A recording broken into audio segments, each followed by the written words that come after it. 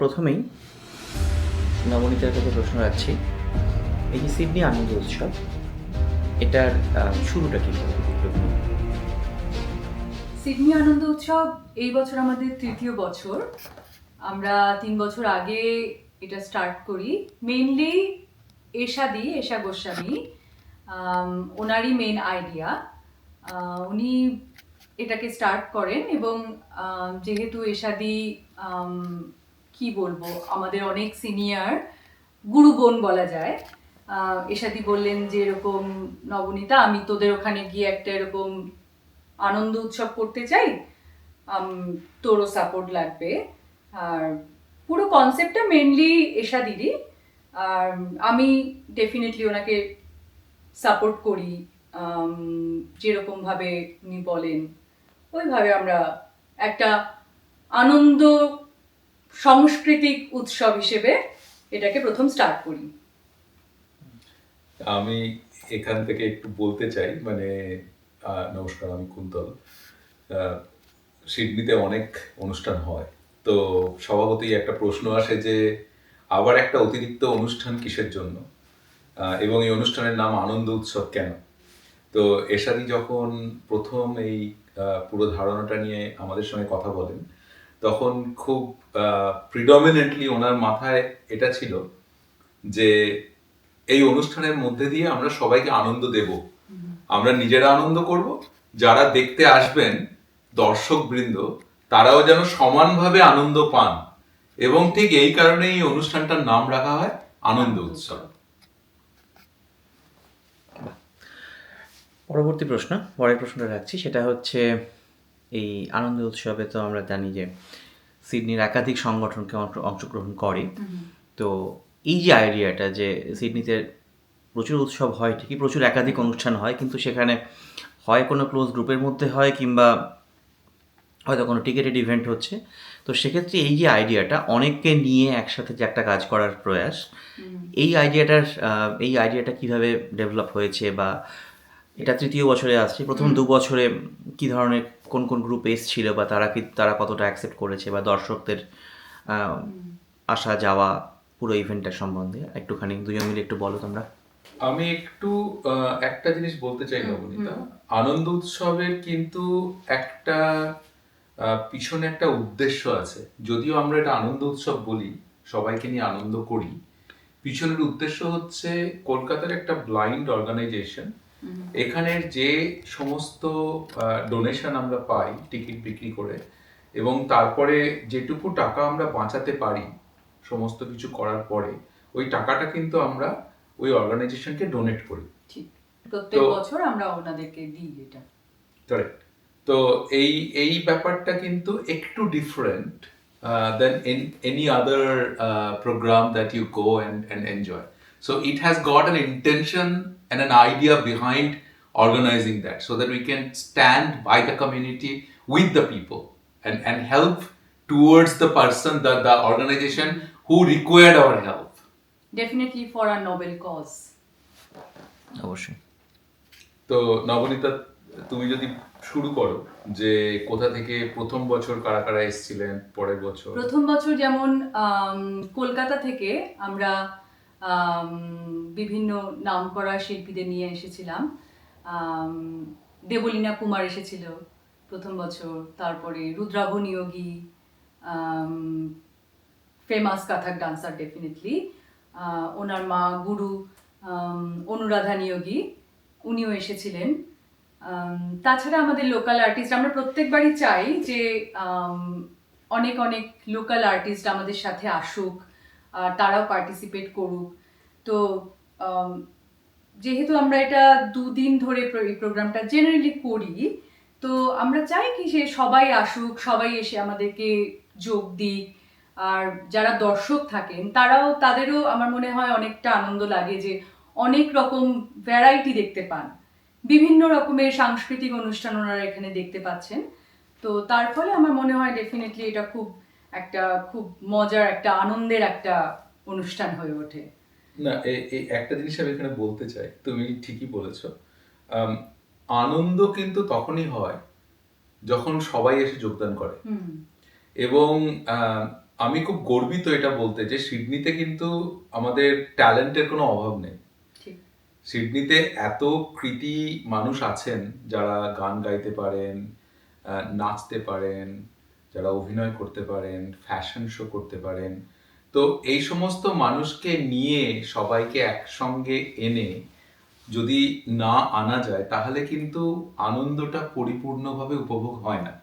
ঠিক সেই কারণেই আমাদের আনন্দ উৎসবের একটা প্রচেষ্টাই থাকে, এবং এটা এশাদির তরফ থেকে আমি বলবো এই প্রচেষ্টাটা আসে, যেটা আমরা চেষ্টা করি যতটা সম্ভব এক্সিকিউট করার।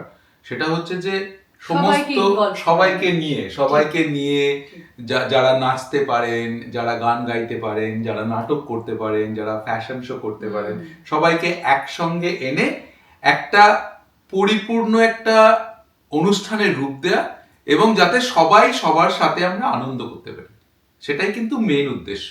নবনীতা বললো প্রথম বছর কারা এসেছিলেন, পরের বছরও আমাদের অনেক অতিথি শিল্পী এসেছিলেন কলকাতা থেকে। কথক মাইস্ট্রো রুদ্রাভ নিয়োগী তো ছিলই, সাথে শাহিলা পাঞ্জা এসেছিলেন। উনি লোকগীতির খুব প্রথিত যশা শিল্পী। এবং তার সাথেও আমাদের এখানকারও লোকাল আর্টিস্ট অনেকেই থাকেন, যেমন অভিজিৎ দান, উনি প্রত্যেকবার আমাদের সাথে থাকেন। হ্যাঁ, তাছাড়াও আরও অনেকে, বিশ্ববীণা প্রথম বছর আমাদের সাথে ছিল। তো সব মানে আমরা চেষ্টা করি সবাইকে নিয়ে, সবাইকে ইনভলভ করে এই প্রোগ্রামটা করার। পরবর্তী প্রশ্ন মূলত কুন্তলার দিকে। এখানে তো শুধুমাত্র যে সাংস্কৃতিক অনুষ্ঠানের সাথেও তার সাথেও প্রচুর স্টলস থাকে, বা আমরা কমিউনিটিকেও অনেক বেশি ইনভলভ করা হয় সেখানে। এর আগে দুবারই অনুষ্ঠানটা হয়েছিল পুজোর আগে, যে কারণে শাড়ি থেকে শুরু করে, গয়না থেকে শুরু করে তার স্টলগুলো যথেষ্ট বেশি পরিমাণে আমরা দেখতে পেয়েছিলাম। তো এই যে স্টলগুলোকে আনা, এখানে যে লোকাল ইকোনমিকে সাপোর্ট দেওয়া, এই জায়গাটাকে, এই বিষয়টা সম্বন্ধে যদি তুই কিছু বলিস। একদম না, এটা খুবই ভালো প্রশ্ন।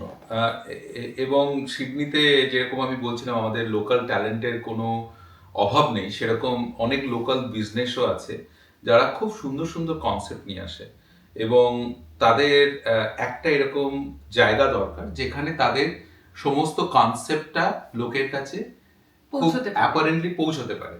আনন্দ উৎসব সেই রকমই একটা জায়গা দেয়।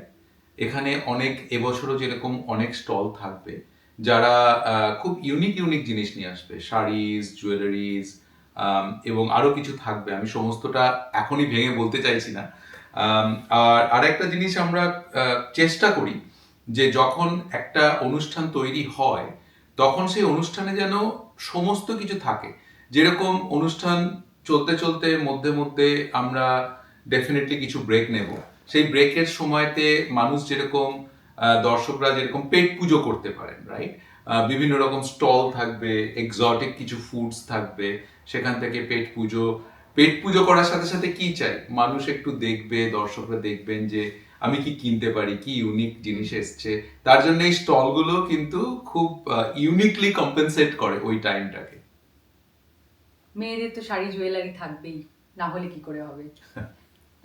এবং এইভাবে তুমি যদি দেখো সন্দীপন, এইভাবে কিন্তু আমরা লোকাল ইকোনমিটাকেও একটা সাপোর্ট করার চেষ্টা করি, যাতে করে যারা অনেক কষ্ট করে তাদের সমস্ত প্রোডাক্ট তৈরি করেন, ক্যাটালগ তৈরি করেন, তারাও যাতে তাদের ক্যাটালগটা ডিসপ্লে করার একটা সুযোগ পান to that audience who is coming to Ananda Utsav. Right. আচ্ছা, এরপরে আমি শেষ প্রশ্নে আসছি। আমরা তো না হয় যথেষ্ট বুড়ো হয়ে গেছি, আমি যদি বলি আমরা, তো সেই হিসেবে যে পরবর্তী প্রজন্ম, যারা আজকে আমি একটু আগেই যাদের নাচের রিহার্সাল দেখছিলাম, তো এই পরবর্তী প্রজন্মকে যে আমরা এই অনুষ্ঠানে ইনক্লুড করছি বা তারা পার্টিসিপেট করছে, তো তাদের এই বাঙালি, তাদের বেশিরভাগই হয়তো বিভিন্ন রকম, কেউ নাচ শেখে, কেউ গান করে, কেউ আবৃত্তি করে, তো তাদের রিয়াকশানস বা তাদের এক্সপেকটেশন, তারা কতটা কি করতে পারছে, এই বিষয়ে যদি একটু দুজন মিলে যদি কিছু একটা আলোচনা করা যাক। আমার মনে হয় প্রথম ওদের জেনারেশনটা হয়তো অতটাও ইনভলভমেন্ট বুঝতো না, কারণ ওরা খুব ছোট। বাট এখন দেখছি মানে ওদের মধ্যেও কিন্তু একটা ব্যাপার এসেছে যে আচ্ছা, আবার আনন্দ উৎসবে আমাদের প্রোগ্রাম করতে হবে, আবার আমাদের নাচতে হবে। হ্যাঁ, তো ওরাও কিন্তু খুব এটা নিয়ে খুব এক্সাইটেড। হ্যাঁ, ওরাও চাইছে, খুব সুন্দর করে বারবার করে প্র্যাকটিস করছে যাতে খুব সুন্দর করে ওরা নাচটা করতে পারে। রোজ রোজ প্র্যাকটিস করছে, রোজ রিহার্সাল হচ্ছে, নিয়ম করে রিহার্সাল চলছে। তো ওরাও খুব এক্সাইটেড, আমার মনে হয় ওরাও ভীষণভাবে এটাতে ইনভলভড। হ্যাঁ, ওরাও খুব ইনভলভমেন্টটা ওদেরও আছে। না, আর একটা তুমি ঠিকই বলেছো, আর একটা জিনিস আছে, সেটা হচ্ছে যে আহ, আমরা যারা আমরা যারা দেশের বাইরে, রাইট, তাদের কাছে খুব ইম্পর্ট্যান্ট হচ্ছে আমরা যাতে we shouldn't forget our roots, and this sort of platform or this sort of avenues gives that connection, যেখানে আমাদের বাচ্চারা বুঝতে পারে যে তারা কতটা রিচ কালচার থেকে এসছে এবং কিভাবে তারা তাদের প্রজন্মতেও, তাদের জেনারেশনেও এই কালচারটাকে ধরে নিয়ে যেতে পারে। যেরকম আমার বাচ্চারাই বলি, আমার মেয়ে যেরকম প্রথম প্রথম খুব হেজিটেন্ট হতো যে আমি নাচবো না, এখন কিন্তু ওর মধ্যে আমি দেখি ওই স্বতঃস্ফূর্ততাটা এসছে। She is tirelessly asking for feedback, how I am dancing, and this is what we want to see in the coming generation. নাহলে তো আমাদের জেনারেশনের পরে আমাদের কালচার ব্যাপারটা আস্তে আস্তে কমে যাবে এবং ইনভলভমেন্টটাও কমে যাবে। তো আমার মনে হয় আনন্দ উৎসব, সিডনিতে অনেক উৎসবও হয়, আনন্দ উৎসব তার মধ্যে আরো একটা জায়গা যেখানে আমরা এনকারেজ করি আমাদের নেক্সট জেনারেশনকে, যাতে তারা আমাদের কালচারটাকে তুলে ধরতে পারে, তারা যাতে লিভ অ্যান্ড ব্রিথ করতে পারে and make it as one of their part. আরেকটা জিনিস আমি এখানে বলতে চাই, এই বছর আমরা আনন্দ উৎসবকে উৎসর্গ করতে চাই।